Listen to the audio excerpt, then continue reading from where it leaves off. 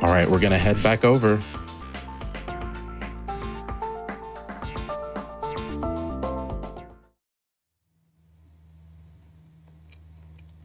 All right, do I do my intro again? So hi, I'm TaroNuke. I'm a speedrunner and game developer. I've worked on a lot of different rhythm games, and probably some platformers maybe.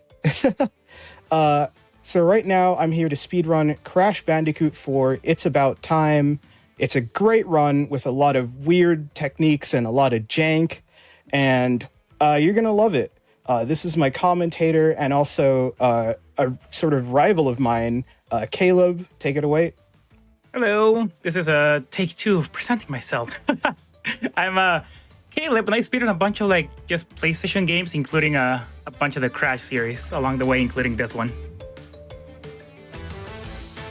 All right, so when are we good to start?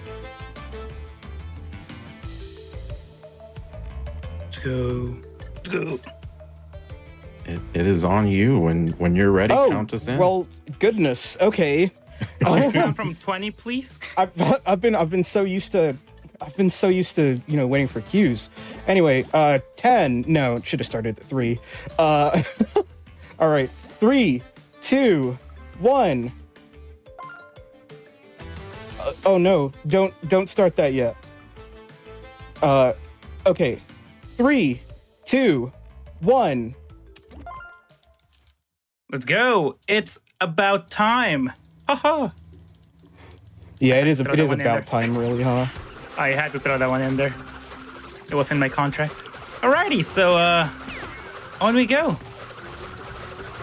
So first things first, we need to talk about the movement. The fastest movement in the game is slide spinning continuously.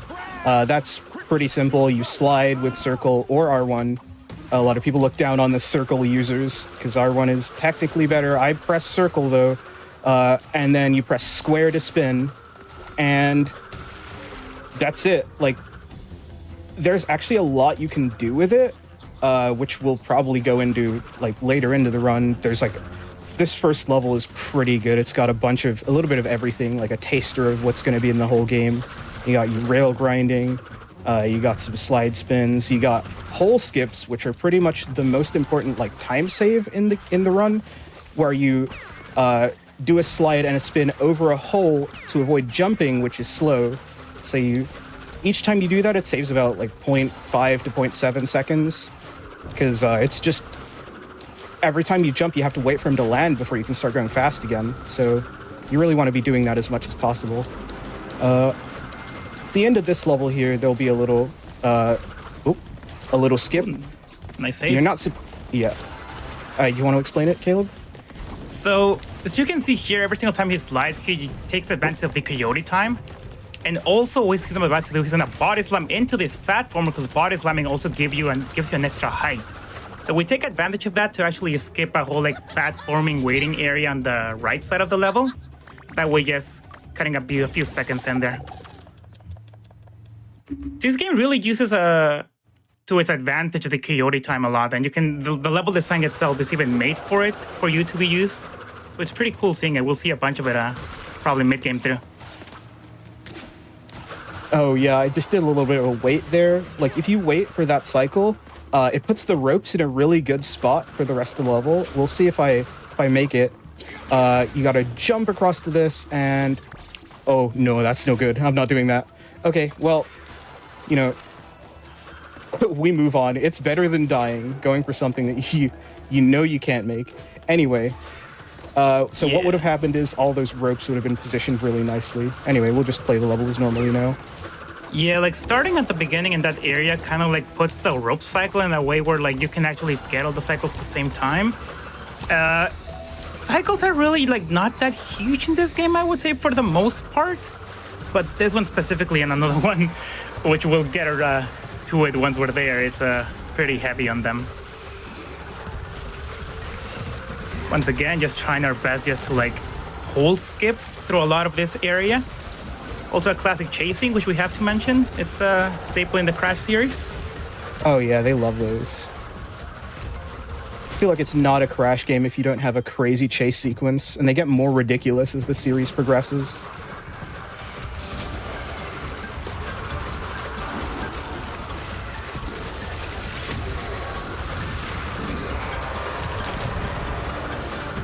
Okay. That was level 2. Yep. So one thing you're probably going to notice as this game progresses is it actually gets brutally hard. Like, it's a lot harder than the previous Crash games. Also, while we load the next area, I think it might be a good moment to explain the way you select and menu yourself through each level. As you can see, that's right. Yeah, we're actually loading into this like map area that is very similar to the way Crash 1 worked. But instead of walking from level to level, you'll see Taro actually just going into the pass menu and just selecting the next hub and level, cutting a bunch of time throughout the entire run. Yeah. On the console version, you can't do that. It's exclusive to the PC version. On the console version, you have to wait for the path to load. Ooh, I like that. That's good. Now, just to clarify a small thing, as you can see, Crash is wearing now this like blue type costume. This is actually they call them Quantum Mask in the game. This is Lani Loli, I believe it's the name of it. Yes. And all the blue things you see in the level are things that this mask can face in and out. So every time you see things popping in and out of the blue, no pun intended, I guess, it's actually Taro himself pressing all L1, I believe? It's R2. R2 to face thing in and out of the level, which sometimes requires like precision to like know when to like turn things on and off. It will be very important in the end of this level, actually. So keep an eye. Oh, yeah. It adds a bunch of like complexity to the game because you have this other button that you need to press while running around and slide spinning. So there's a trick at the end of this level that uses you have a slide spin hole skip, and in between each slide spin hole skip, you have to make the platform that you're landing on appear with an additional button press. So like the level of dexterity required, even 3 minutes into the run, is already more than was in the previous like games in this like PlayStation games in the series, the PS1. Yeah, there's like a whole sequence of buttons that you have to press. It's almost very rhythm game like. See that? That was, you got it. Slide spin, slide spin R2, slide spin R2. And if your rhythm is even slightly wrong, if you phase a platform through while you're like inside it, it just kills you. If you mess up the slide spin, you fall. If you hesitate a little bit, you get killed by the sharks. It's a whole thing. This hub especially, like it's very, I don't want to say atrocious, but in the sense of like it's so hard to just get out of this hub in a regular like PV paced run. Yeah. Also, this level is called Crash Compactor, but I call it Trash Compactor because it's an easy level that can easily go wrong as well. Oh yeah, there's parts of it that really kind of are a little bit trash, you could say. Also, I guess a good time to mention, we've seen these rail areas that are new to the Crash series along the field levels. Yeah. They're more downtimes than anything. They aren't really that complex. It's mostly for completion's sakes, like where the challenge comes from them. But we'll see them all around. Yeah, I guess in some of the later ones, we'll have time for donations. Yeah, they're a good downtime, I would say. Yeah. Let me get this checkpoint for safety. I don't trust this configuration coming up. Again, Tara is like actually facing all of this in and out the wall, trying to traverse the level. Yeah. It's a bit of a mind screw. You get used to it, but the first time you're playing it, you're very slow through it because you got to methodically change the platform and then jump and then do it in midair and you build up a lot of muscle memory for it, though. Definitely for first timers, I can see how like these jumps can be like really tricky. Once again, skipping all the animations and you're jumping into the next level. So hit the road, Taro. Oh. Yeah, this is the first, like, I would say, game-breaking glitch skip in a way. Yeah. So the way this one works, we require extra height from jumping into a box. Unfortunately for us, that box is a checkpoint box, which means that if you miss it, there's kind of no way of retrying the skip because checkpoint boxes don't respawn upon death. We're about to head into there. Yep. All right, so you start by jumping on this box, going around here. Oh, it's tragic. Okay, you know what? I'm gonna restart the level. Okay, It's so that's actually a little bit faster. It's actually a little bit faster to restart the level than to try and play the whole rest of the level. Was just to throw in there, but I'm so sad that in a way that this skip was found, because you actually skip one of the few actually great rope section that this game has. Yeah. Ropes aren't really utilized a lot in a, let's call the challenging way, but this one specifically uses the blue mask that we saw before landing lowly to like appear and disappear like stuff out of the air midway. So I think it's one of the bestly designed rope areas that we unfortunately skip. That death was not very big because the checkpoint was right there. Okay, take two.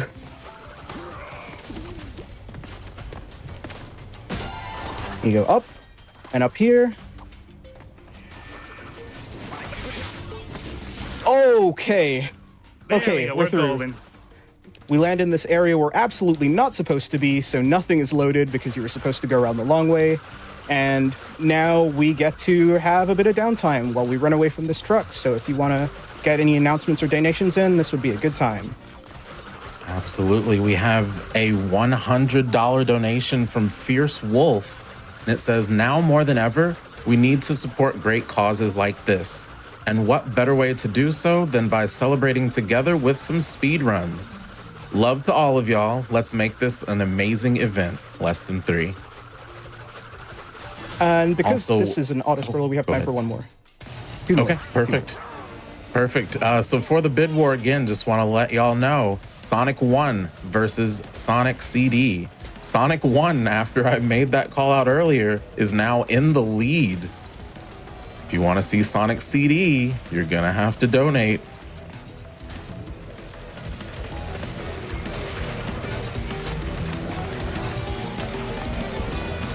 Time for one more? Yep. All right, we have a $50 donation from Motos, and it simply says, we're so back. Back, it doesn't say this part, I'm saying back to black 2025. You're so right. It seems like this is going to be a punny run, so Oh, yeah. I'm ready for it, chat. They love their puns in the Crash series. Okay, so we're moving on to our first boss fight of the game. This boss fight is actually extremely broken. I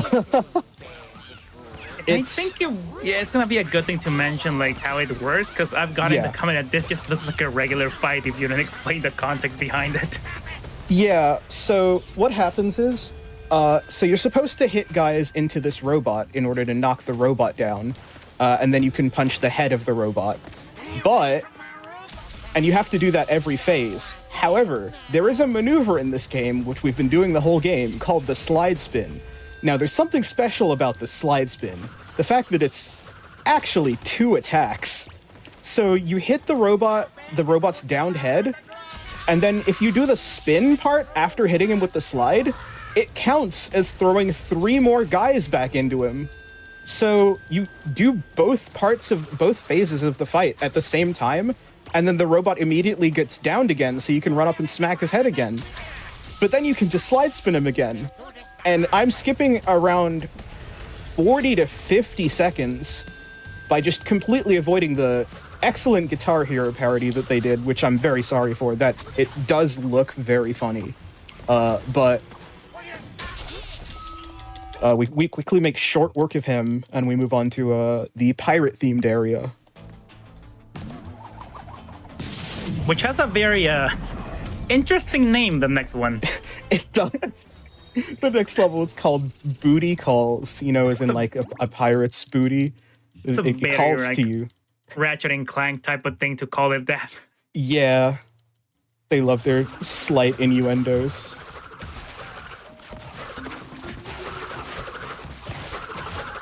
We're going to have a rail coming up, so there's probably going to be time for another announcement or donation. We good for one right now? Yeah, good for one right now. All right, this one I have a question for you after. We have a $5 donation from Lullaby Bye. It says, let's go, Taro. It's been fun to be a part of your practice streams and to see you up on GDQ doing a showcase today. Give it your all. We're all rooting for you. And remember, whatever you do, don't scratch your head and lose 40 seconds. You're so right. Oh, there's a level coming up where I named the split. What if I scratched my head and lost 40 seconds? Because I did that in a run once. Because it's basically an auto scroller, and then you scratch your head because you're bored, and then you have to do an input, and you're like, oh no! But yeah, thanks for that, Lala BB. Lala. Sometimes there's an itch, I get it. Yeah. So every time I get to that level, I'd be like, what if I scratch my head and lose 40 seconds, and immediately everyone in the VC and in the chat feels itchy. Oh, it's great. Yeah, so Not this is gonna lie, I did just scratch my head. Go on, Caleb.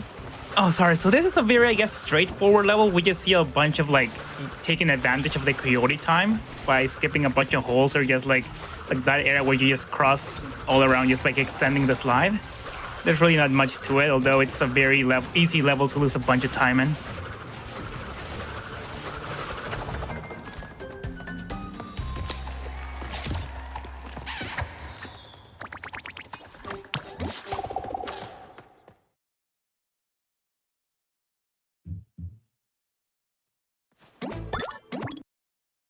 Alrighty, so this one's very interesting, I would say.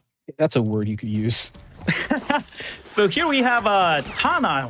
Some people may remember her from Crash 1, but as you can see, she looks sort of different, and that's because this game plays with the concept of alternate dimensions, I guess. Yeah. So this is from a dimension where I guess it is very like highly said that Crash and Coco died. So this is Tana from that dimension, and she's basically the hero of that world. And she plays very similarly to Crash, but also not, because she has, as you can see, this hook shot that sort of works whenever it wants to. Oh, yes, the context-sensitive hook shot. It's very weird. Yeah, go ahead. One of the things about the Tana gameplay is, unlike Crash, the main difference is there's no real way to speed her up. You have to just run and jump. There's no slide spin and there's no real tech. You can do little things like hook-shotting things early, jumping onto walls early like that, so you don't have to do all of the wall jumps. But generally, it's kind of straightforward and a little bit auto-scrollery to play as her. There's a skip at the start of this level where you can snipe a checkpoint early and then death warp to it, but I don't do that because the snipe is ridiculously precise and you lose 15 seconds in order to save 5, so we don't do that in a marathon, but if you're really grinding for a top time, you want to get all of those. This level that is coming up next, Jet Board Jetty. I call Where it do I level even 1. start? Like, this whole thing has been a preamble to the actual, like, first level in a run. This is the first level of the run for sure. Yeah, like, personally, I don't consider my run starting out until I get out of this next level. And I think immediately you will see why. Yeah. So the first thing that we do is go for this really, really tight rope cycle. After this rope, there's another rope that we want to catch.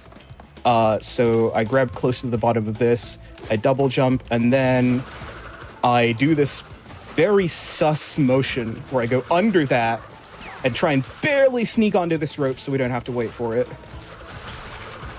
Even though Taro made that like look easy, that cycle is extremely difficult to get. Like, it's so hard. Really not. It's so difficult. Like, it's either you make it or you don't. Mm-hmm. I've been doing pretty well in terms of tricks, I think, this run. Like, I messed up Hit the Road once, but it's still... I would consider this run, like, PB pace still, actually. So now you see Taro actually grabbing this Aquamask to kind of, like, optimize the last area of this, like, sort of auto-scroller section. Yeah. Instead of waiting for this, like, little boat in here, he just gonna, like, Aqua abuse that log in there. All right, do you want to take this explanation? So Yeah, so as you can see, Taro just changed to 30 FPS, and this is to kind of do a frame perfect pause buffer, I would say we call it. Yeah. To, as you can see, he's like putting himself in front of this cannon to get hit the exact moment and pause buffer in there and slide spin out of this state. So this is very similar to Twinsanity's zombie mode if you play the Crashy or watch like Twin speedrun before. I think more people will recognize it as like Wind Waker, zombie hover. Yeah, that is true. I believe Wind Waker also has something similar to it. And technically, like, the game thinks we're dead, but we're maintaining our physical state so we can still like move around the world. The issue is that if he manages to somehow fall into this pit, there's no way of coming back from it. So he has to be very careful when like doing all of these whole skips. Also, for the love of God, do not touch the jetboard. Yeah, touching the jetboard just crashes the game, basically. Yeah, you're like soft lock into it, and there's like literally nothing you can do to get out of it. But as you can see, we're walking all alongside this section, which we're supposed to be using the jetboard for. And also skipping an infamous fight in this game, Louise. Yeah. When the game started, actually this skip was found because there was, I believe, like a $300 bounty to just skip this fight. Yeah, I contributed to that. It was set up by a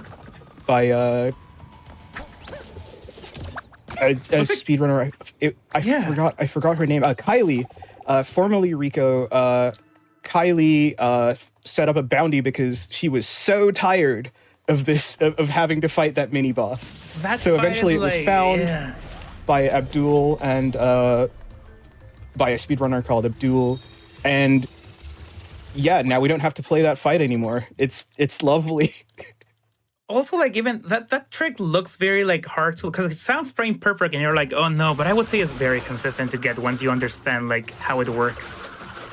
It's especially consistent when you turn the frame rate down, because then it makes it so that there's more frame. Yeah. You spend more time in each frame. But anyway, moving on, as you can see now we have this purple guy, which is the second Quantum Mask in the game. It's his name is Akano, and he's basically the tornado spin from Crash 3, if you played that one before. He's I wouldn't say he's that broken, but he gives us abilities that we can break. I feel like almost every mask in the game does something that's a little bit cuckoo bananas in terms of the speedrun. Like, Akano has, in time trials, once you beat the game, you unlock the triple spin, which makes you go faster. But if you triple spin into Akano, you get to keep the momentum from it, and you can launch yourself across basically half the map, which is pretty fun. We won't be seeing that, unfortunately, but even then, Akano's still used for great, like, height tricks. So look forward to that in the next level, actually. Like Taro mentioned, you do maintain the momentum that you're carrying on before turning Akano on.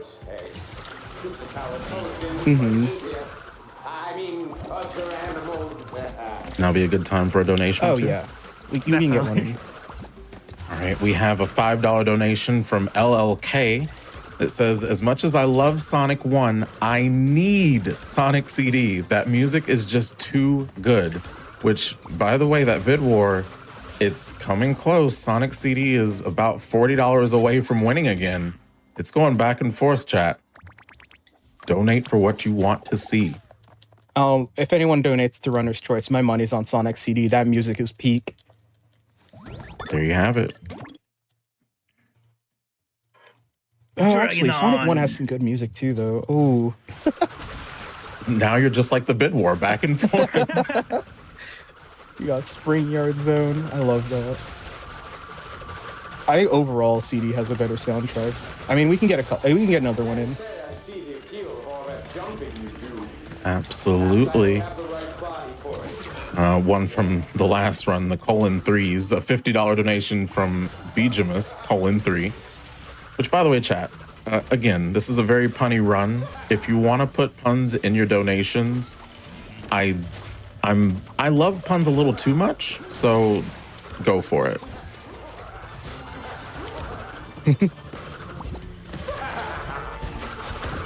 All right. So here's my least favorite skip in the entire run. Caleb will always say that this skip is not that bad. I just really dislike that I can't see around this corner, that I have to jump around. Oh, first try. There we go. So, as you can see, the way Taro got up there was abusing the like extra height that he can gain from Akano, which it's very interesting that that hole is in there because I don't even know what the purpose of it is. There's not even a box in there. Anyways, he's using the extra height that he gains from jumping into the box and then turning into Akano to gain all of this like crazy height. Yeah, it almost feels intentional the way they put that ledge there, but the way the camera behaves once you go past there definitely does not feel quite as intentional, so... It's so weird because like that ledge is just a square where there's nothing. Yeah. Okay, going from my least favorite skip in the game to probably my favorite. These levels, these two levels back to back are they're very skip heavy.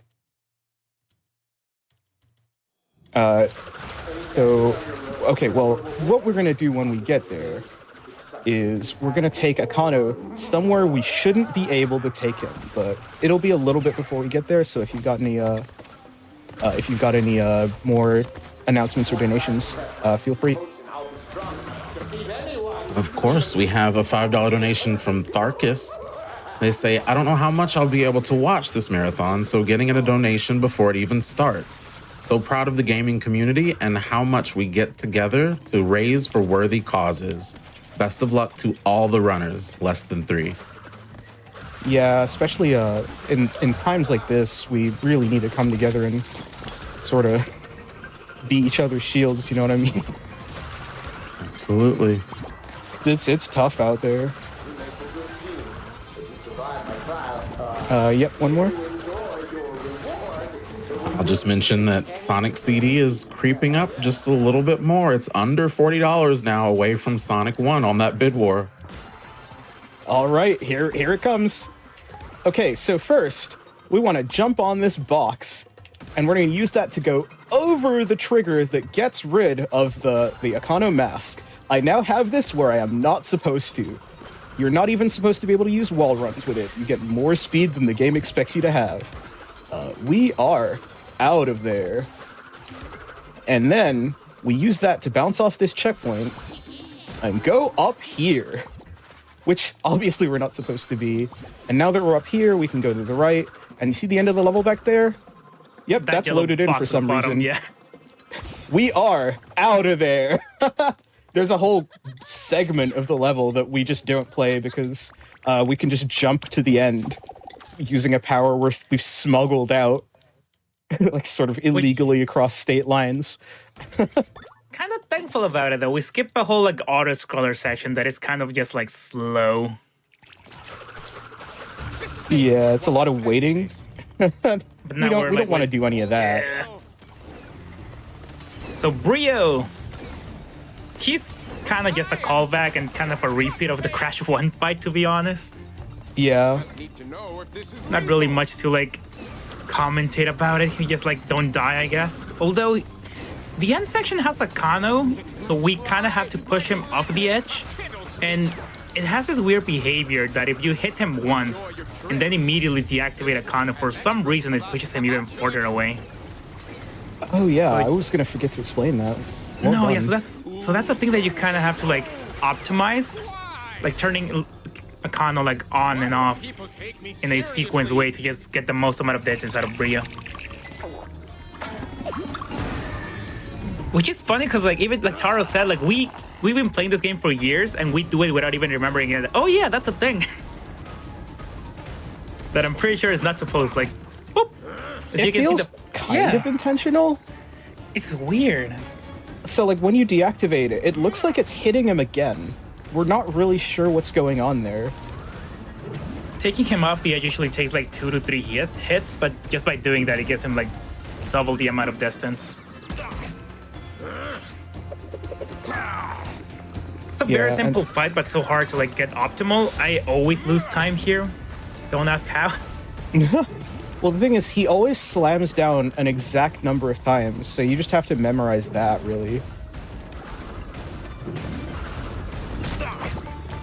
Oh, okay. This is fine. Giving myself a little bit of a heart attack there. You don't want to die to Brio. It's so embarrassing. It's like... Sorry, let's just imagine.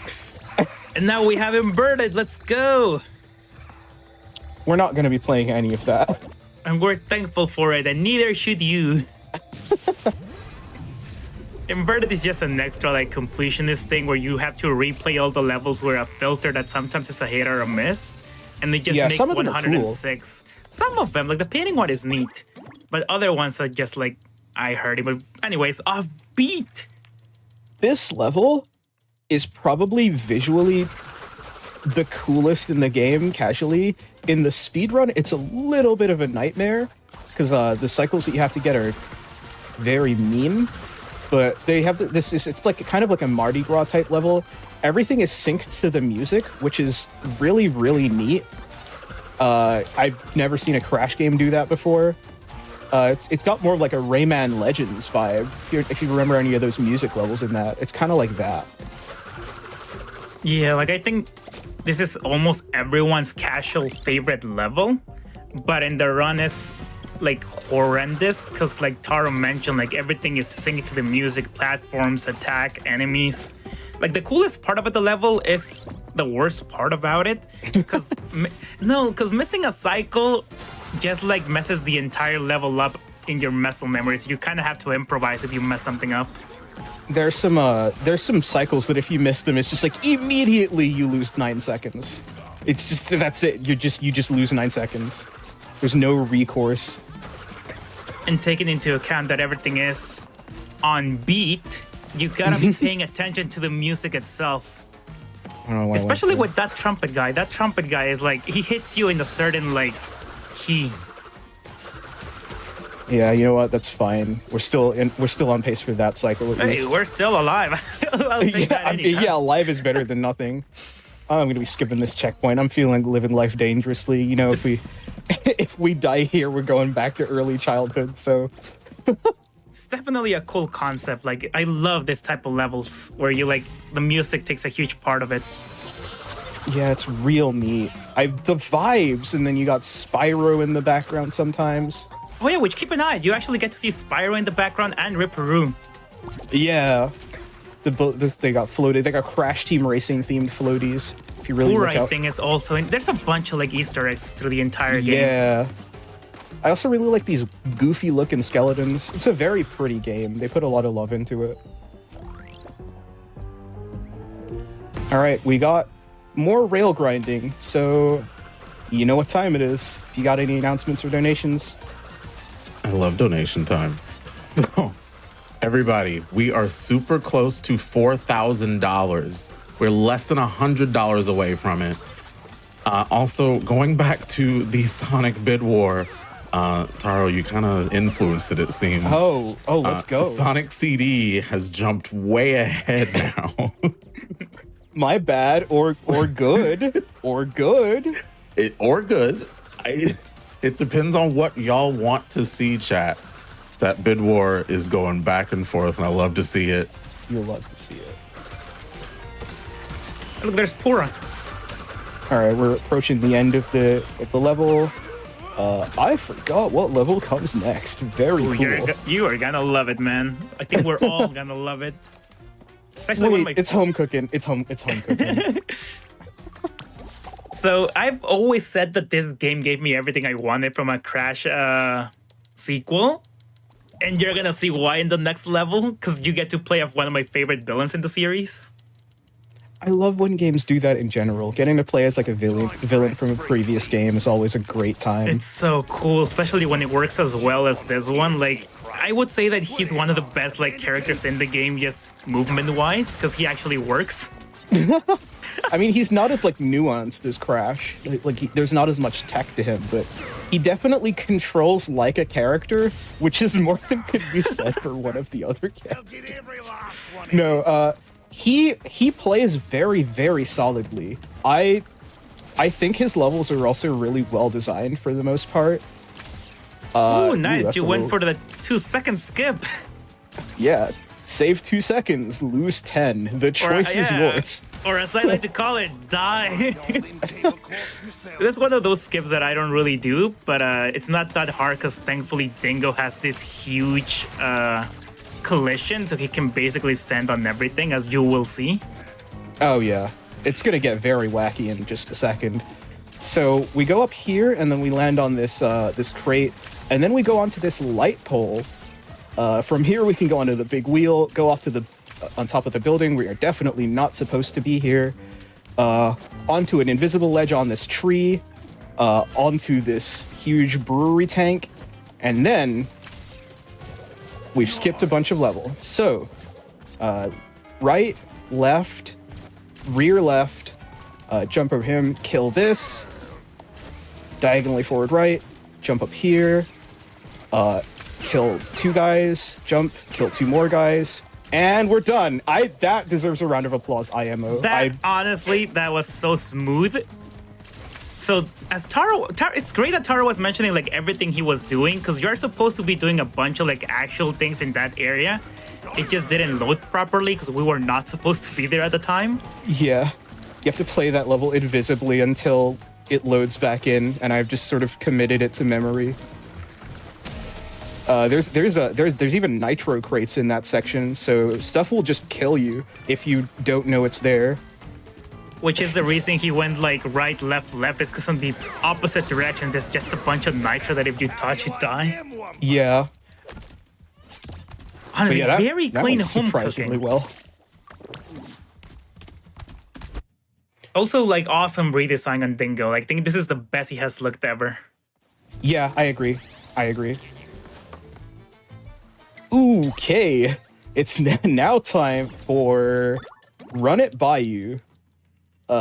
This is probably the first. This is probably the first big skip that was discovered in the game, and I don't think it was. I know it was unintentional, but I don't think it was entirely unintentional. For starters, they did a devs react to a speedrun interview where the developers watched Kylie actually play this game. And you go into this area in the back, and there's crocodiles in the water, and one of the devs said, yeah, so we knew about this, but we gave the crocodiles collision to catch people trying to cheat. So the devs actually knew, and then I guess they didn't have time to fix it, so they just made it so that the crocodiles kill you. Oh. Yeah, I was a little too slow on that. But That's believe it or not, fine. that's very fine and normal. Those bats are very weird. Sometimes they're weird in the sense that they don't even move for some reason. Yeah, sometimes they just vibe. They stay there like flying. Yeah. Okay, we're making onto this. Now, it's very important to grab the next Aku mask. Some people out there forget about it sometimes. Oh yeah, you don't want to forget about that guy. We need him for later. That is called foreshadowing. Right, so once we Also, get up, callback to Crash 2, by the way. yeah, true. Love riding the jetboard up the stream. This is one of my favorite set pieces in Crash 2, actually, the original PlayStation game. So here we go. It's time for one of the weirdest looking skips in the game. So that wall to the left of me, it has collision, but for some reason it doesn't go all the way up. So we go through that, out of here, and we're on the water. We slide along the water. These crocodiles can actually kill you, so you do have to not get hit by them. But outside of that, it's pretty free. And another reason I think this was kind of intentional is in the PC port of the game, which came after, they actually added a little funnel here to funnel you in to the right spot to load into the next area, which wasn't there in the console version. Like, you could just get here in the console version, and then the area just wouldn't load correctly. So I guess they made it a little bit friendlier just for the PC version. It's crazy because that made this skip so much consistent at the end, because before you had to kind of guess what the jetboard was, but if you line it up with that, you just immediately jump into it. Yeah, it's great. They really thinking about the speedrunners, I think. Also, fake Either crash, by that the way. or it was just unintentional, but like how could like why would you add more collision out of bounds in a way that makes a skip easier? Like I think that's a wink and a nod. There we go, run Okay. it by you. We are now entering what I would consider the halfway point of the game. Definitely, yeah. This is, I would say, mid-game into... Need a hand. Which I get Now to a some good time for moment. donation? Oh, no, go ahead, yeah. Yeah, totally. yeah. Go ahead. Okay. So firstly, we are less than $75 away from 4,000. We can do it, chat. It's super close. Like we just said, we're halfway through this run. We definitely want it. Oh, okay. As I'm speaking, we're less than $25 from 4,000. Awesome job, chat. Also, a $25 donation from Lemma EOF. Yes. And it says, yay, Taro in a marathon. It's weird seeing you crash 4 without your ridiculous layout. Let's raise as much as we can. And remember, this could still PB. Oh, thanks, Leva. Oh, it's great. Yeah. So Lema's a friend of mine from the not ITG community, actually, which I'm gonna be running tomorrow. Which, it's great to see people showing up. Yeah, this could still PB. My friend Sudsy does a really good Plankton impression. So I asked him to say in the Plankton voice, "This could still PB," so I could set it as one of my split noises for when I make a split in when I'm running this game. It plays at random, so it could just happen at any time. Oh yeah, this level actually. Caleb, do you want to explain the time warp in this? Because I'm not doing it. So here we get the third quantum mask, one of my favorite ones personally, and it's called Kapuna Wa. As you can see, she has the ability to slow down time, but for some reason, like one of the abilities that she also has by mere accident is that if you go into 30 FPS, you can actually time warp or time jump with it, that's what I like to call it. And it just like pushes you forward in the level itself. We might see a little bit in the rail section later, wink wink, but we'll see. Okay. I'll do a couple. I do think it's very cool to just Yeah, show off. I might as well show it off. But yeah, she slows down time for whatever reason. The lower frame rate you have, the farther away she pushes you forward. So there's like, especially in the like, top times, people go crazy with her, and it's always so brain melting watching it like work. Yeah, this level, honestly, I would describe it as like the easiest level that always goes wrong. Because like there's nothing inherently that hard in it. Well, I mean, not from a casual perspective. This level is a nightmare, but they kind of all are after the level 3 even. But in a speedrunner's perspective, there's nothing like overly hard at all in this level, I would say. So I'm gonna turn the FPS down to 30 real quick. And then we can see what happens when I press both mask buttons at the same time while on this rail.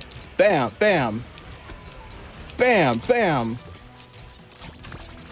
You have to be very careful in this area, especially because there's triggers in this rail section that open certain doors up at the front.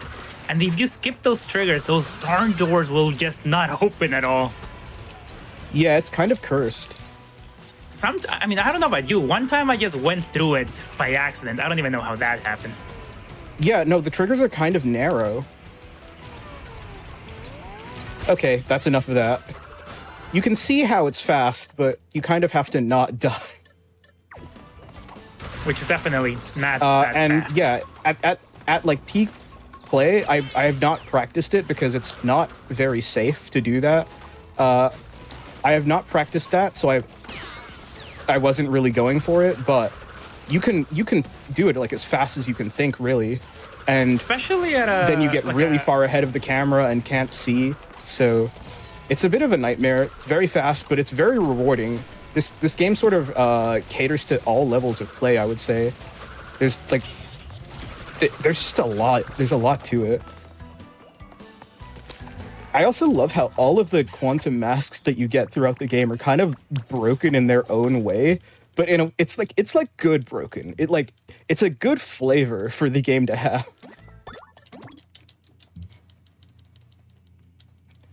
Oh man, this level's quick fine. Jump in here. Yeah, We have hit $4,000. let's go. Chat, y'all are doing amazing. And again, we're only halfway through this run. You think we can get 4,500, chat? Let's go 4 on Crash 4. We got to hit 4444 actually for Crash 4. For Crash 4, yeah. I like that idea. There's a little skip coming up in this after this section where we can go somewhere we're definitely not really supposed to be able to stand, even though I mean, I don't know why you can stand there actually, but because it doesn't really look like a formation you can stand on. If you jump through this, you can just kind of stand up here on that box, and then you can skip going all the way to the left and going back to the right. It saves maybe 5 to 6 seconds, or if you're nasty, but Which is, I mean, any time save helps really, especially if you want to go for a better time, like. especially in this Okay. like part of the game where like mid game through like the checkpoints are very rare. Oh, we got to bring back an old friend from Crash Bandicoot 2. You got the polar bear. This section is pretty straightforward. It's mostly just pressing the circle button to run a little bit faster every 2 seconds. So because of that, I think now's a pretty good time for an announcement or donation, if you have any. Of course. Want to start off by saying we have a $13 donation from Anonymous with no comment. A $15 donation from Zello that says, Taro, you better hurry. Time is ticking. Many thanks to the organizers, volunteers. Oh, no. Yeah, go on. Runners, commentators, and everyone involved for another great event. There's a bug in one of the games that I'm working on where we need to get these things together called tick counts, and they're inconsistent and wrong. And Zelo is another person on that game that I'm working on, and I gotta fix those ticks. Thank you, Zelo, for your donation.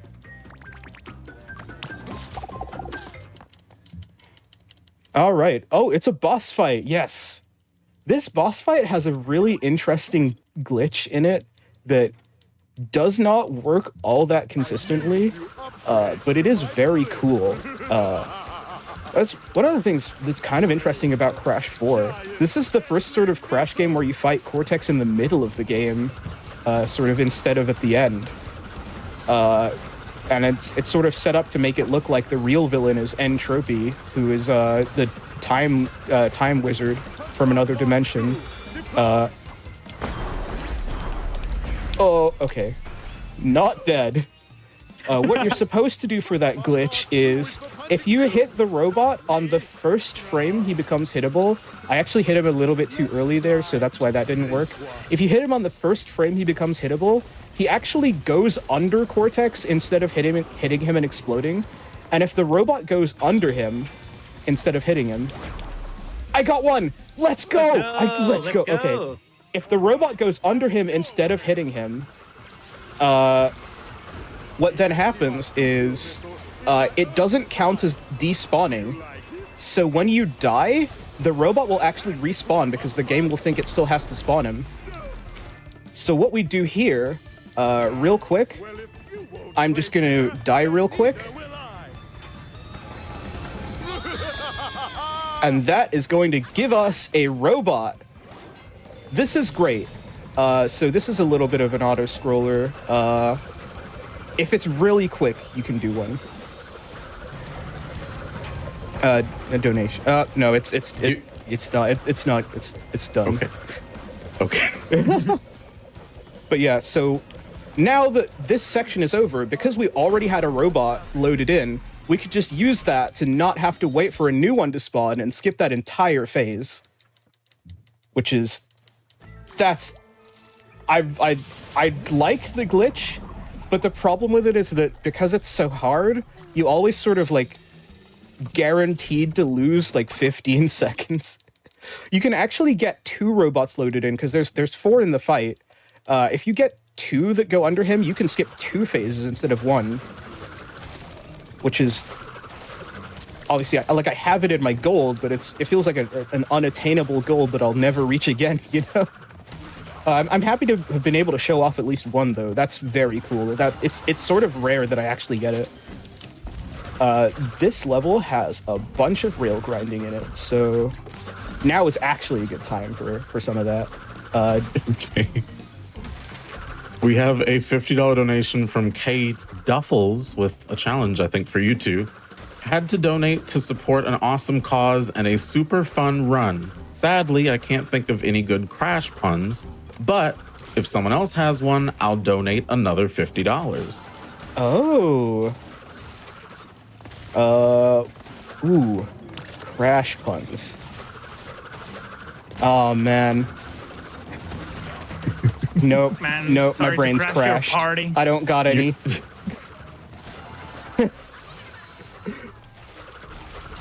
That counts, right? Come on. Brain crashed. I think it counts. Yeah.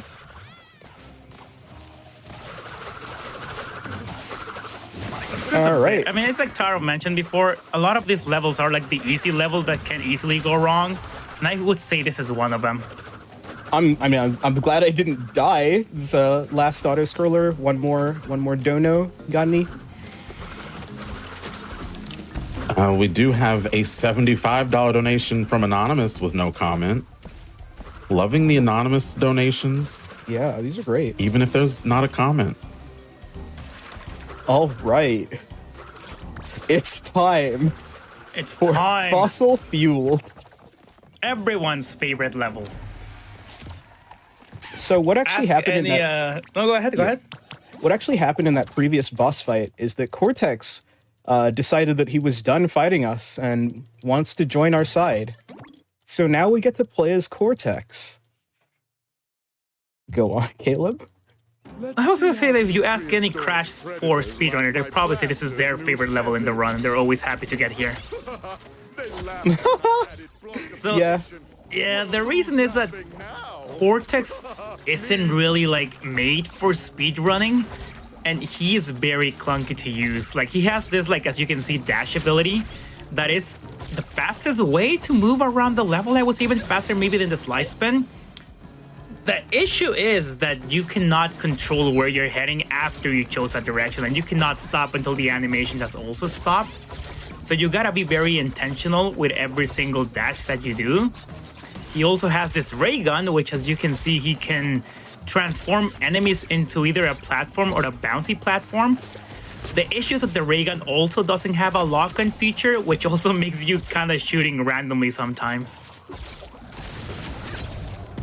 Yeah, so there's a skip here. I'm going to break that checkpoint and then die to reset the cycles. Right, this guy, if you jump onto him at just the right, like, timing, you get a bunch of extra height. Oh, no. Okay. We'll try Which that is again. a great showcase of why Cortex also doesn't work. As you can see, his head has a massive hitbox. So sometimes he just, like, dashes into nothingness. Yeah, there's another weird thing that sometimes happens with him where if you're transitioning from a 2D section to a 3D section, he will just dash or shoot in a completely opposite direction to where you're holding, which can get you killed.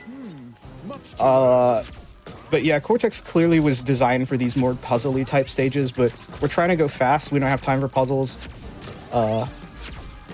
Also, they're fighting the ray gun as per usual. Yeah, there's no auto aim. You gotta finesse the stick. All right. All things considered, not the worst it could have been. The checkpoint at the start is very far, so I lost quite a bit of time by dying there. I hate to say it, Sudsy, but this might not, Sudsy and Lemma, this might not still be able to PB. However, I'm still putting on a good show. I'm pretty happy with the run. I am loving watching this. This run is just so. I will always say this run is so cool to watch. Like, there's no downtime at all. You're always watching something like cool going on. Yeah, and especially when you're playing as Crash, the movement feels so good. It feels really natural to go fast in this level and get all these cool hole skips. It's cool because, like, unlike other Crash games, the slide spin doesn't really have like a cooldown or anything. You can just press it whenever you want. Unlike, for example, like Crash 3, where the hop slide is like very time specific, or like the way to get it is like very precise. Crash 4, you can just slide spin in any direction at any time you want, so it makes it very fun and satisfying to just move around. Yeah, you got a lot of control, you got a lot of freedom. But yeah, we're mixing and matching elements now. We're getting Also, you got the glitch where like Lani Loli just stays back there. I like running away from him. It's a good measure of how fast I'm going. Okay, perfect. That's a great showcase of one of my personal gripes with the Crash series. For some reason, the slide spinning and body slam button are tied to the same input. So if you're not like 100% sure that you're touching the ground and use slide spin, you're actually going to a body slam, which is very like scary when you're doing this type of hole skips through the entire run. Yeah.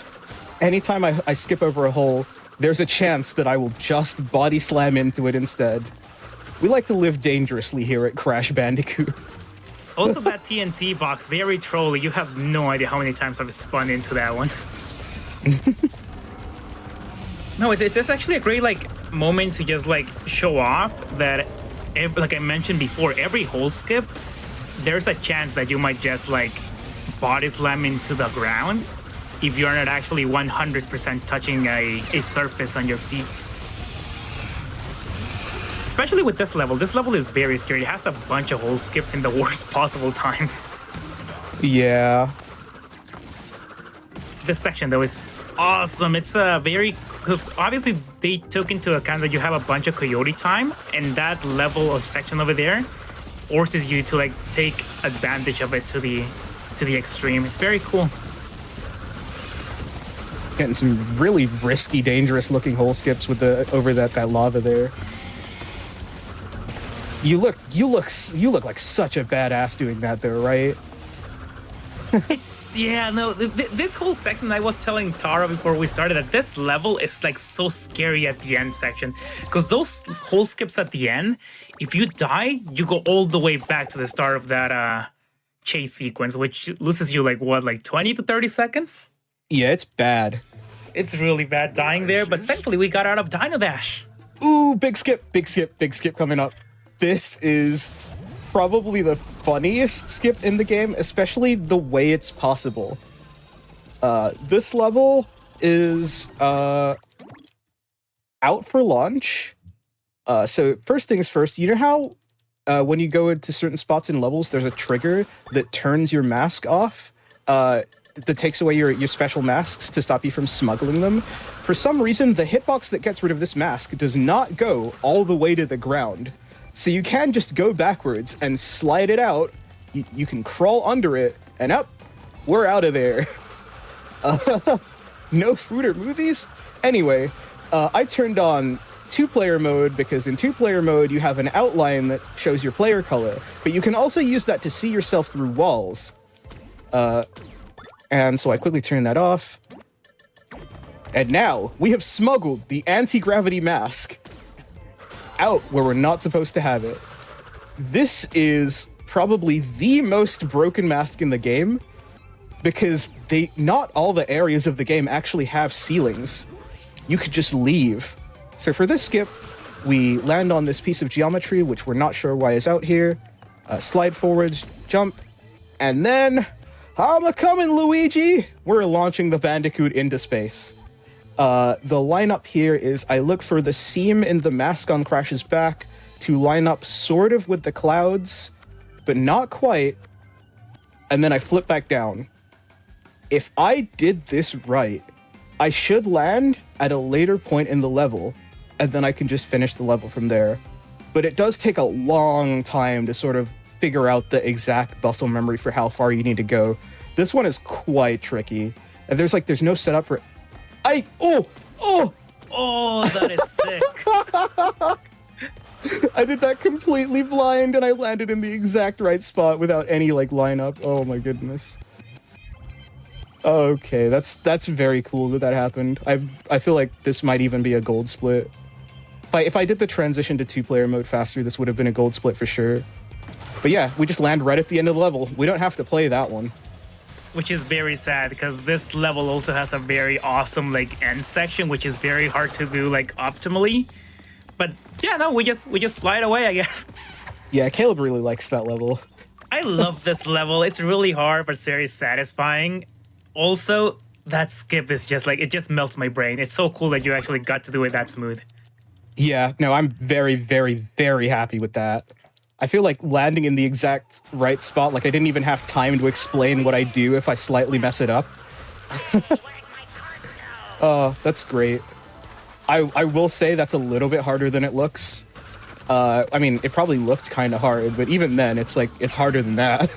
No, it's hard because like it's like Taro mentioned, like the lineup that he has is basically his muscle memory being like, okay, it's this little tiny piece of clothing crashes clothing. Yeah. Yeah, like it's just like very like cool you gotta body get used slam. to where to stop and like flip over. Mm-hmm. I wouldn't have had to wait That for was that if I awesome. didn't get a body slam. I have time for a couple of quick donations. Oh, yes, please. Hit me. All right, so from K Duffels, we have another $50. They say, as promised, $50 for a truly punderful pun. Good luck and go fast. And K Duffels, I got a bonus for you. Going back to the bid war, there seem to be some Sonic 1 fans coming in. However, Sonic CD is crashing. Crash. We're just going to use crash, everybody. It's crashing the expectations and is now over $200 ahead of Sonic 1. If you're trying to see that Sonic 1, you got to get those donations in. I love getting that little... I got a little squeeze that put me... That was a kind of fast motion to get through that before it closes up. You're not actually supposed to go that way.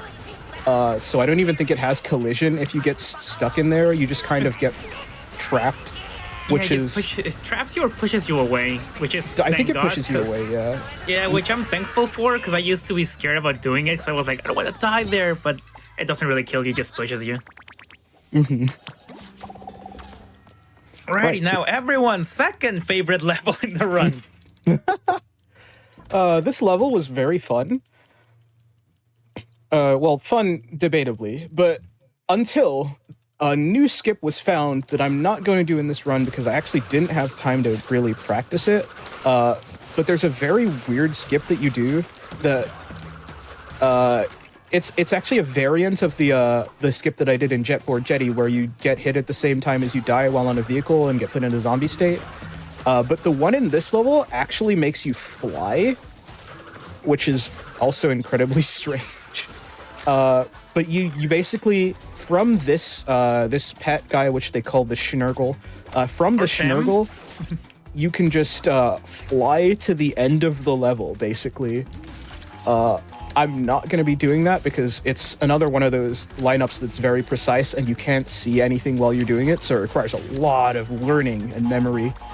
However, it is pretty cool when you get it. I mean, I think IMO, it's not as cool as doing the level normally, but, you know. Yeah, personally, I think this level is too long with the whole, like, Snurgle area. It's actually, yeah, it's one of the longer levels. It's not the longest level, but... Alright, so we're invincible for a bit, which is one of the things that's very rare in this game, but I like that we get at least one in the run sometimes. I think we actually didn't mention that. Like, Akumask are extremely rare in this game. Every once in a while, you get a pity mask if you die, like, a bunch, which is the way of the game telling you goo goo gaga, I guess. But you also don't carry mask into other levels. Like, once you finish a level, even if you have 2 masks, the game just takes them away and you start with nothing. Yeah. So sometimes might as well just like kill the mask you have to like either be fast or try to save it for a specific area that you might find a little bit difficult. Either way, it's going away. This level in general gives you kind of like way too many masks. I would say like yeah, I got 2 that I couldn't even use just now because I have 2 and you're not allowed to have 3 on a vehicle. Sometimes it just feels trolly in a way because even some checkpoints, for example, if you notice in the Dingle level, there's a checkpoint literally at the end of it, and you're like, why? This game likes to this have fun. string of boxes kind of hard to get for casual players. We're trying to get all the boxes. Completion is really fun. There are parts of it that are fun. I think ACG is pretty good. I think All Clear Gems run is pretty good. All right, I'm gonna burn my mask on this guy. Why not? Oh yeah, so while you're in the air, there's this yellow circle that shows you where you're gonna land. Shoutouts to the yellow circle in general, except in this part of the level, where for some reason, it is very misleading. It's sort of above where you actually are, which makes it very easy to misjudge your jump if you've been using the yellow circle. As you showed off right there. Yeah, no, that was definitely on purpose. Yeah, we're showing off stuff here. Also, that wind thing there, that one doesn't work properly. Just throwing that out there as well.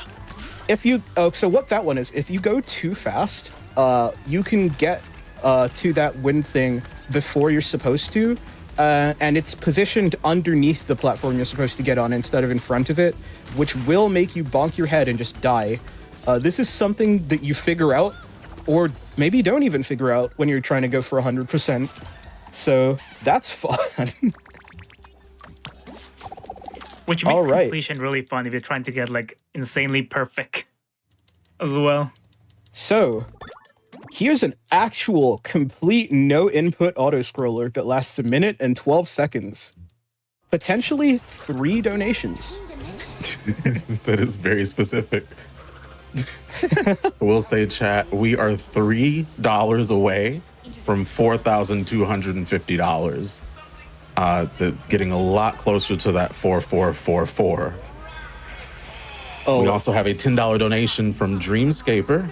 Joining you and everyone else for Crash Streams has given me so much joy over these past few years. Oh no, how has it been years? And I'm so excited to see you running it here. Also, don't worry, if this doesn't PB, you can just switch to Tekken.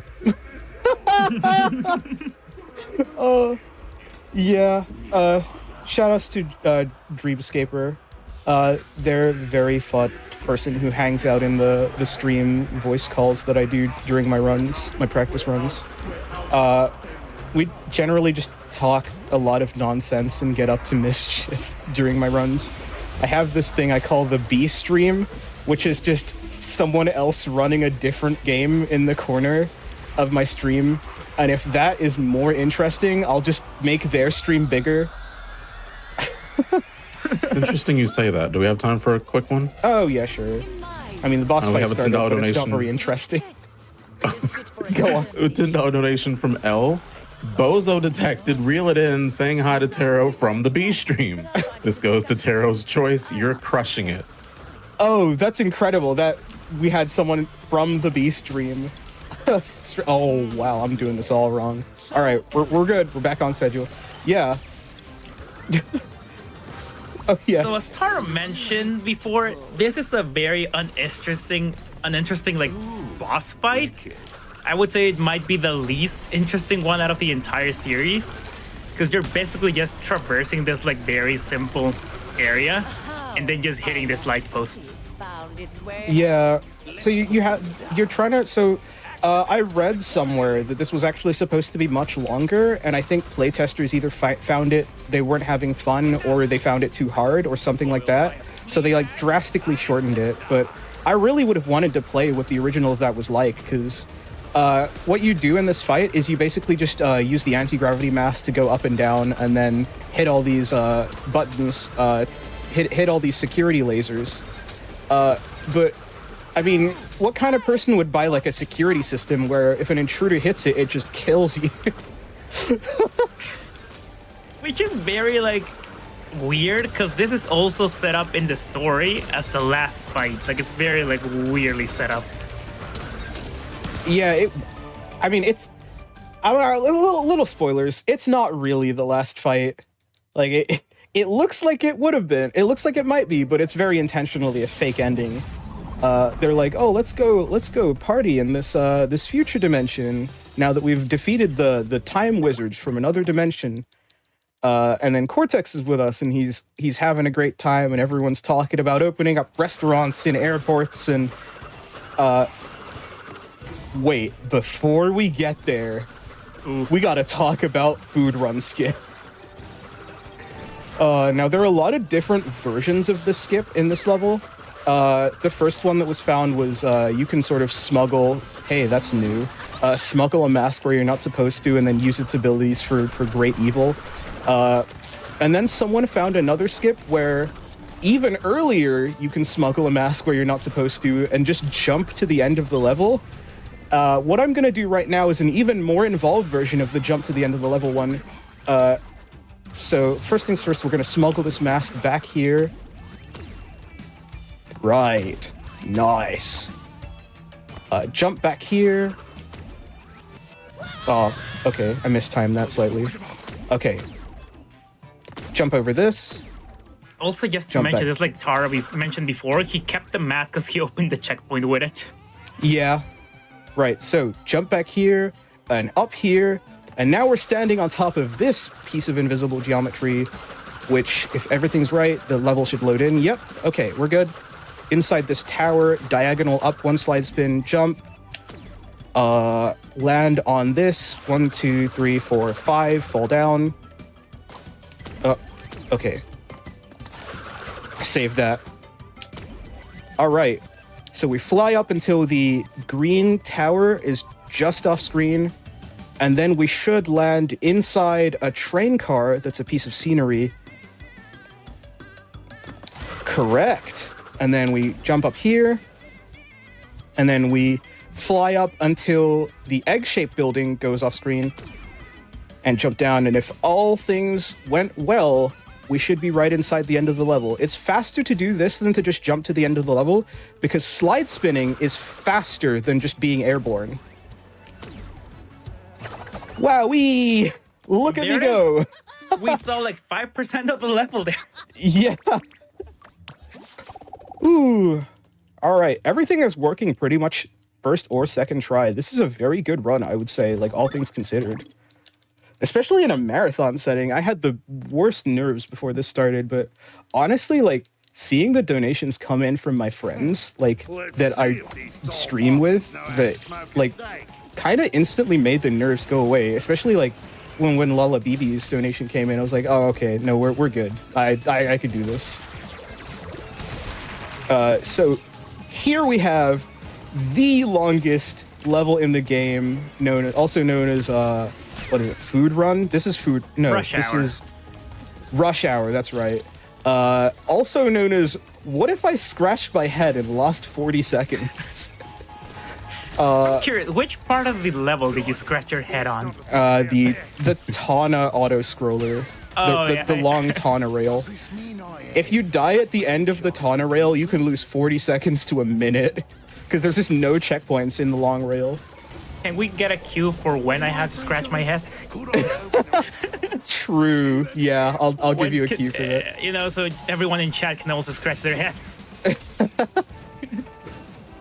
Yeah, you gotta go on.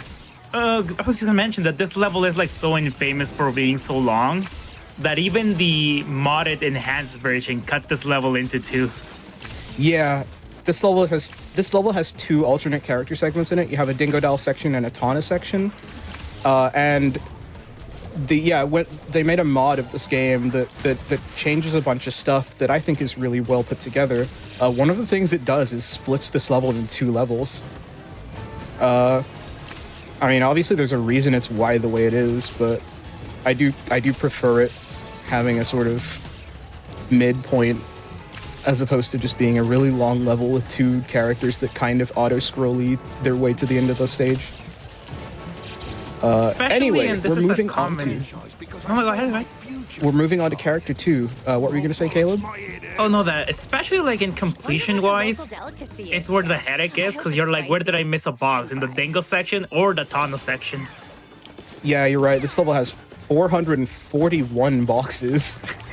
You need to get all the boxes to get all the gems in this game. And in this 5-minute level, where did you miss one box out of 441? Who knows? Play it all over. Oh, this is a fun thing. If I sort of get to this this rail early, and jump under it and skip that checkpoint, that train just disappears. Goodbye. Because clearly you're not actually supposed to have gotten onto this rail this early, so the game doesn't really know what to do with that train. Kind of just gets rid of it. But now we're moving on to another little skip I like doing, where you skip that whole wall jump section by bouncing on those TNTs. Fun stuff. Go up here. Who needs wall jump sections? You can skip most of them with Tana, honestly. She has so much height for some reason, which I love. It does feel good to skip them. And it definitely wasn't unintentional either. Like, they knew what they were doing with a lot of these. Right. Jump over here. Oh, that felt like it might have been a bit too early, actually, but whatever. We're not dead. We're not dead. This level also has a very like cool and clenching area at the end with this Frogger section that we'll see far ahead. That anyway, at it's least time to from scratch our beginning- heads and lose 40 seconds. Oh, here it is. Okay, let me scratch my head. Great. Everybody scratch. Might as well. Right, so it's pretty like low on inputs required to like play this. But there will be times when you'd be like, oh yeah, I have enough time to scratch my head, and then you're like, oh wait, I need to jump. And then you have to hit these 3 laser walls. But like I'd say for this point in the game, like especially with all the hard stuff that they've thrown at us at this point, I feel like that section is definitely way easier and less involved than I feel like it could have been. Like you've seen all the stuff this game makes you do, and then it gives you that.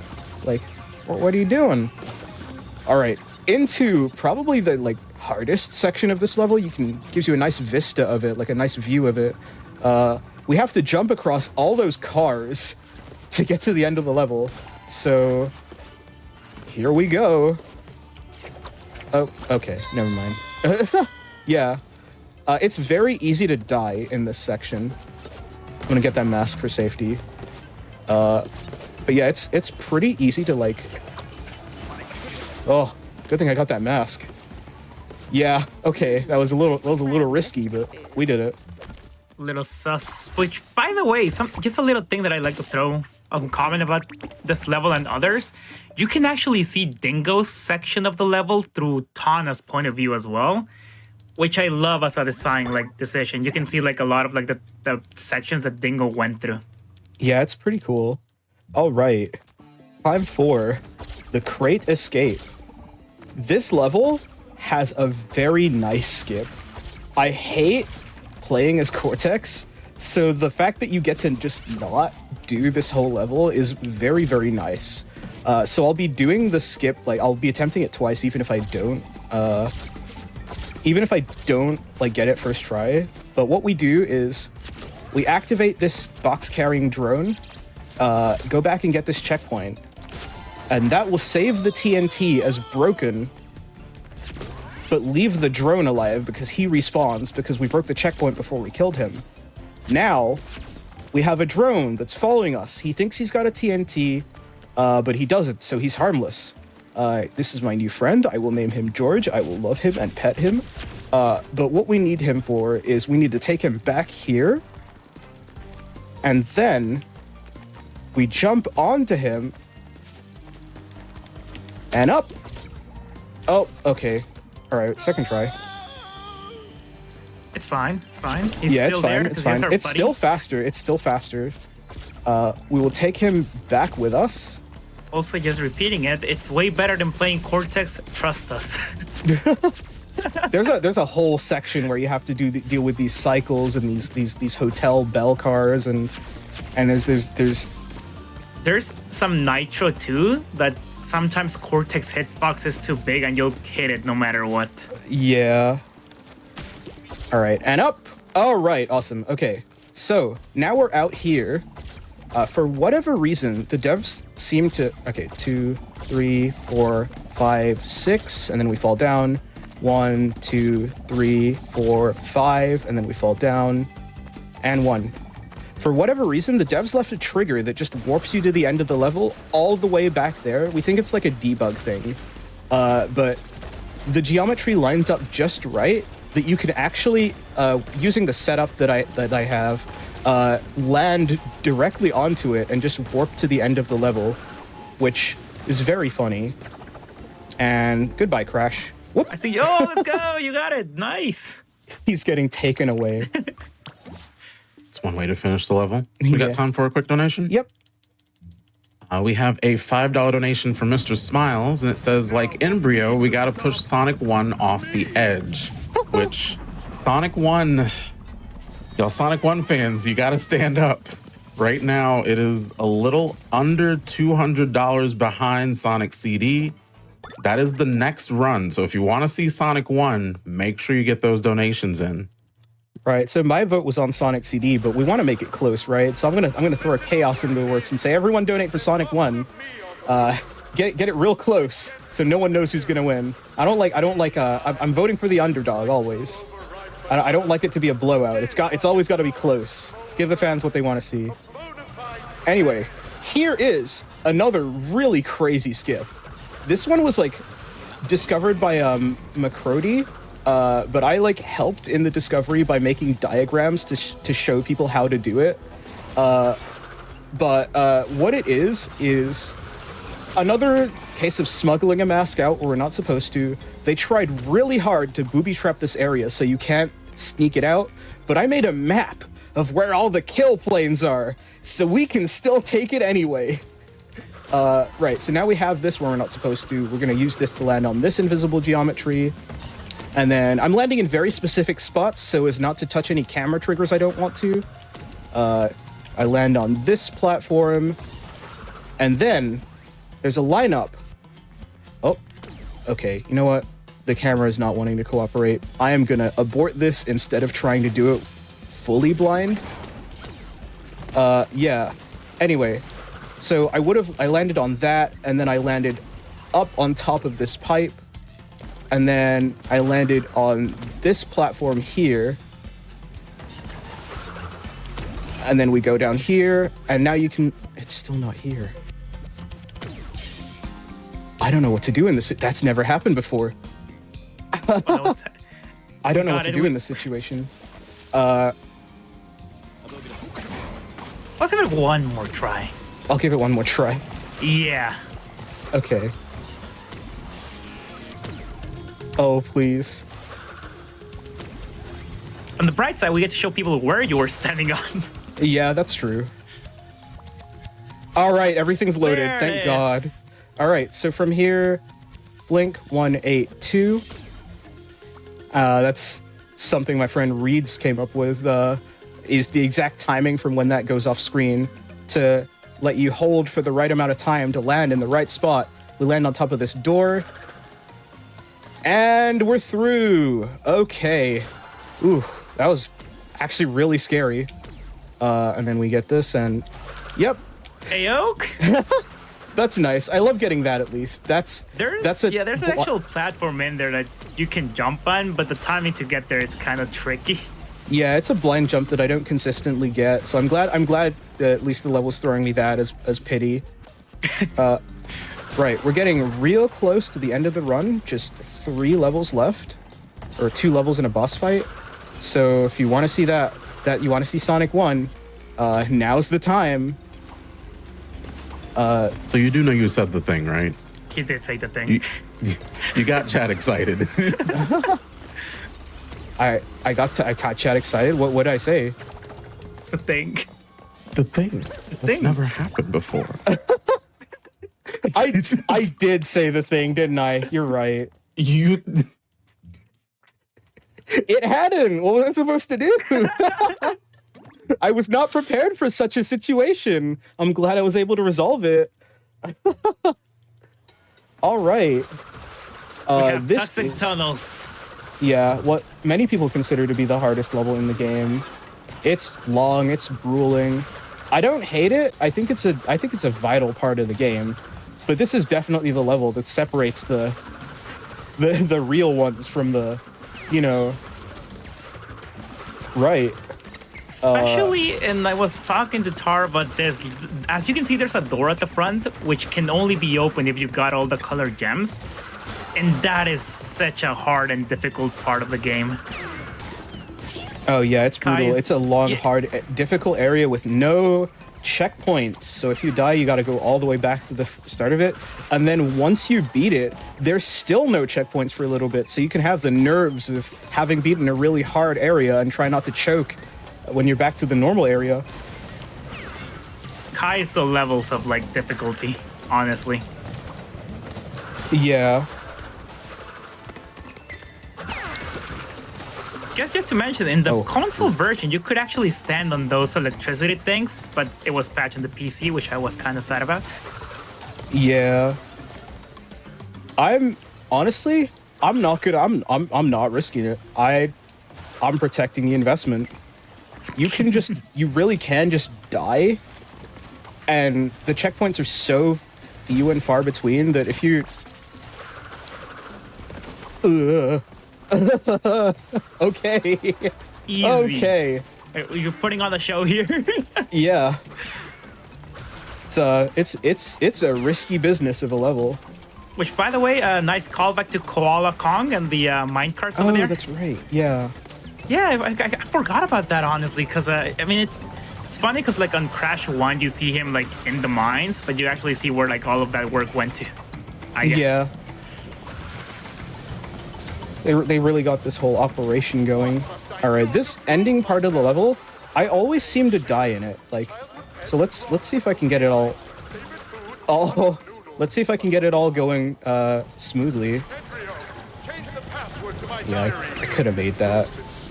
Better safe than sorry.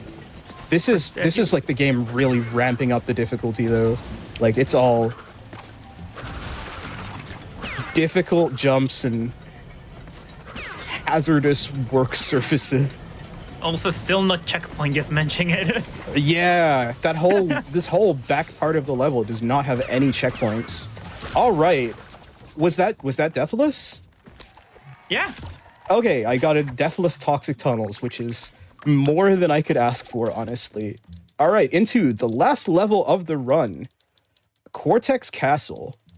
And one of the, in my opinion, one of the best levels in the game. It's so well designed. It's so short, but so good. It's short, but it's powerful. So what you do in this level is you use all of the mask powers that you've obtained throughout the game. There's actually no way to sneak anywhere you're not supposed to, which is wild. Like they baby-proofed the whole thing. But yeah, so we use the time mask to slow down time to get past all this stuff. And up here. It's really a test of skill of what you have learned through the entire game.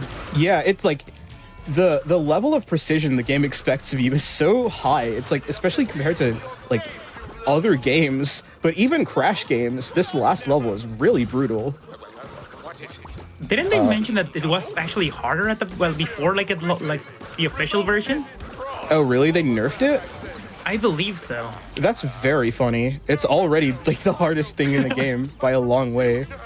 I don't know. I think it's easier than Toxic Tunnels. Oh, okay. I lost my mask. Actually, no. I'm gonna take a death here. I'm gonna take a death here because I want to keep the mask for the ending because it is really fast to have a mask right at the end there. Yeah. So. And cool. Okay, I'm gonna ride on this, which is pretty fun. Yeah. So there's a cutscene. There's a way to skip this cutscene by jumping around the trigger. It's very precise though, so I'd rather not like throw my run because you do kind of soft lock if you fall into the void trying to avoid that cutscene. Go under here, get this, and then here's the mask spam gauntlet. Okay, Akano, Kapunawa, Ika Ika, Lani Loli. And then there's another Akano, but I skipped that one. And then you go here, jump on this. Here's where I use the mask. I use the mask to go through these lasers and not have to deal with any of that puzzle. Woo! Nice. A lot nice, of smooth sliding, ending jumping, area. spinning, mask switching. I'm happy to have gotten through all of that. Whew. Now, like, just to throw it out there, imagine getting to like an end PB pace run to that like whole entire section is always like nerve-wracking. Okay, final boss. Cortex is now taking all of our masks and using them against us. Oh no, he's actually secretly the final boss. I do like the plot twist of him actually going back in time to try and prevent you from being created in the first place. Because the story of Crash Bandicoot goes, Cortex created Crash to be his assistant, and Crash escaped. So Cortex has gone back to the past to try and prevent that from happening by beating the past Cortex up and locking him in a cage. So what we're trying to do is free the old Cortex. Of course, he's out conscious. He's out unconscious, so he doesn't know that any of this has happened. But it's supposedly canon that this is what happened before the original Crash Bandicoot 1 on the PlayStation. It's very cool because like this entire thing is like why? Because you know at the end we see a cutscene that kind of explains the reason why Crash failed. Yeah. One But thing it's I such a- don't really get about this boss fight is why this section is so easy. I feel like the capstone of all of that difficulty that we just played in the last 3 levels, they probably could have made this at least a little bit more difficult. Disoriented? I can see your tiny brain cells frying themselves. It I'm is not very even like simple. using a glitch or anything. They just made it kinda easy. I guess the only like quote unquote detail to talk about is that the way these things stand up is sometimes inconsistent. Yeah. If you body slam and it came up a little bit late, You body slam into just nothing. yeah, and then you waste your time. All right, no, penultimate fate. I'm gonna go for the big boy jump. Ooh. There's a big boy jump here where it's a very precise long distance slide spin. I made it. Let's go. I call it the Olympic jump. I call it the big boy jump. You gotta, So yeah. big. Yeah, It's such a long jump and it's very precise. And you can just throw your run to it because it's right at the end of the final boss. All right, And you have 4 to more body repeat the slams. entire section. And then I need to hit 4 more guards into Cortex. Time is coming up on the 4th guy. So 1, 2, 3, and time. This game has been a work of fiction. Any similarities to any marsupials, talking masks, dingo alligator hybrids, or evil science gods? How was Also, it? shout out to the credits, by the way. Job. Not have played this game if you suffer from womba allergy, fear of thank you. fear of moving platforms, fear of still platforms, fear of sequels, fear of squishy noises, fear of bouncy noises, fear of super science, fear of collecting things, fear of 90s nostalgia, inability to comprehend time paradoxes, inability to forgive those who have wronged you, inability to pick a restaurant. Let's go ahead and get a shout out from you. Oh, okay. Tell us about you.